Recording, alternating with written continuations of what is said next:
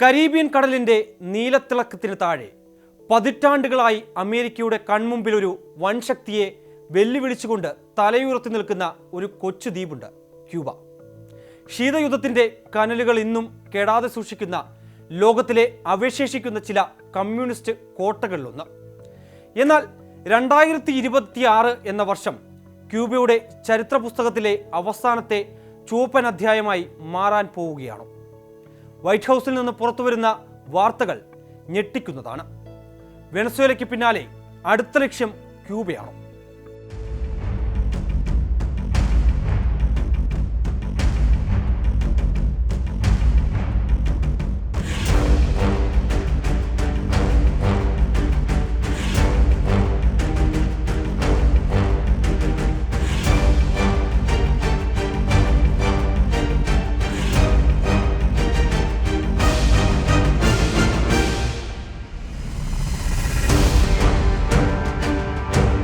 American president Donald Trump തന്റെ രാഷ്ട്രീയ ജീവിതത്തിലെ ഏറ്റവും വലിയ ലെഗസി ഉറപ്പിക്കാനുള്ള തയ്യാറെടുപ്പിലാണ്.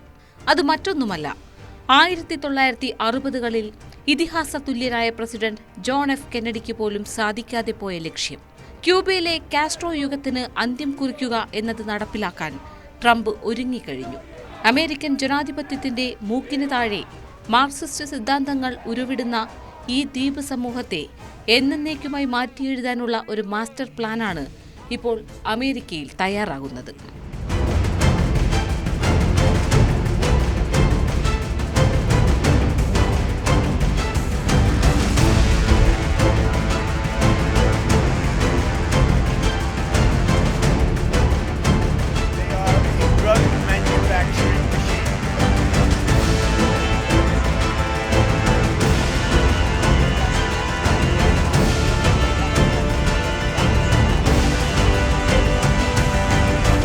അടുത്തിടെ അമേരിക്കൻ പ്രത്യേക സേന നടത്തിയ അതീവ രഹസ്യമായ നീക്കത്തിലൂടെ വെനസ്വേലൻ ഭരണാധികാരി നിക്കോളാസ് മഡുറോയെ പുറത്താക്കിയത് ഒരു പരീക്ഷണമായിരുന്നു.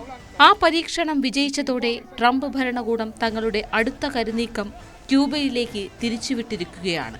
ലോകത്തിനു മുന്നിൽ ജനാധിപത്യം പ്രസംഗിക്കുന്ന അമേരിക്ക മറ്റൊരു രാജ്യത്തിന്റെ പരമാധികാരത്തിനുമേൽ ഭരണമാറ്റം എന്ന ലക്ഷ്യത്തോടെ കടന്നു ചെല്ലുന്നു. പക്ഷേ ട്രംപിനെ സംബന്ധിച്ചിടത്തോളം ഇത് വെറുമൊരു അധിനിവേശമല്ല, മറിച്ച് ദശകങ്ങളായി നീളുന്ന ഒരു ശത്രുതയുടെ ബാക്കി പത്രമാണ്. 1960-ൽ കെന്നഡി പരാജയപ്പെട്ടയിടത്ത് തന്ത്രപരമായ നീക്കത്തിലൂടെ വിജയം വരിക്കാനാണ് ട്രംപിന്റെ പദ്ധതി.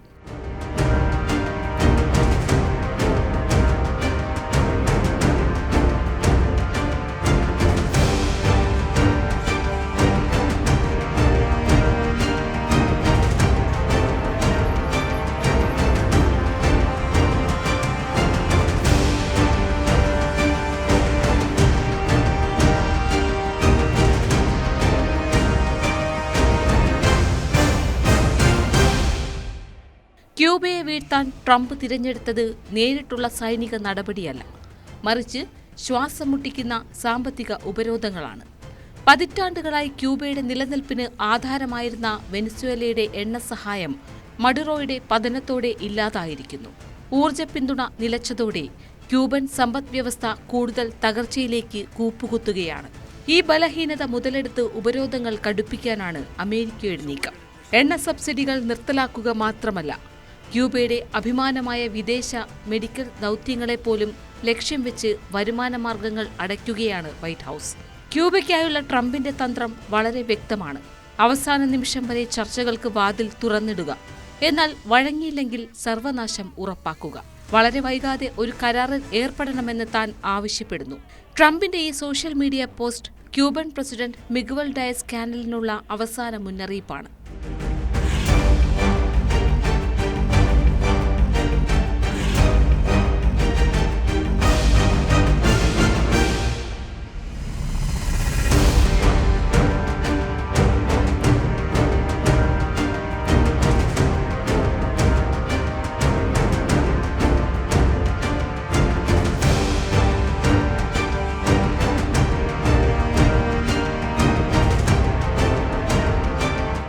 ഫിഡൽ കാസ്ട്രോയുടെയും സഹോദരൻ റൗൾ കാസ്ട്രോയുടെയും നേതൃത്വത്തിൽ പണിത കമ്മ്യൂണിസ്റ്റ് അടിത്തറ ക്യൂബയിൽ അത്ര വേഗത്തിൽ തകരുമോ എന്നത് കാത്തിരുന്ന് കാണേണ്ടതാണ്.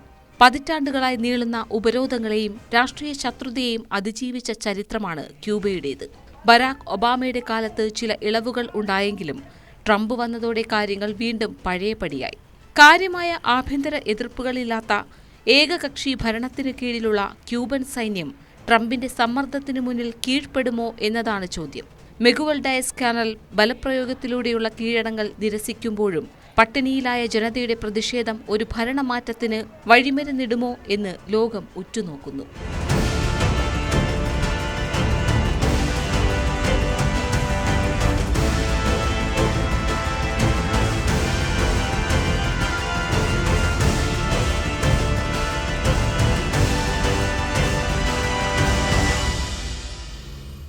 രണ്ടായിരത്തി 2026 അവസാനമാകുമ്പോഴേക്കും ക്യൂബയുടെ ആകാശത്ത് സ്റ്റാർസ് ആൻഡ് സ്ട്രൈപ്സ് എന്ന അമേരിക്കൻ കൊടി തണൽ വിരിക്കുമോ?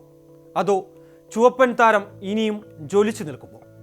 സാമ്പത്തിക തകർച്ചയുടെയും അന്താരാഷ്ട്ര സമ്മർദ്ദത്തിൻ്റെയും നടുവിൽ നിൽക്കുന്ന ക്യൂബയ്ക്ക് ഇനി എത്ര നാൾ പിടിച്ചു നിൽക്കാനാകും?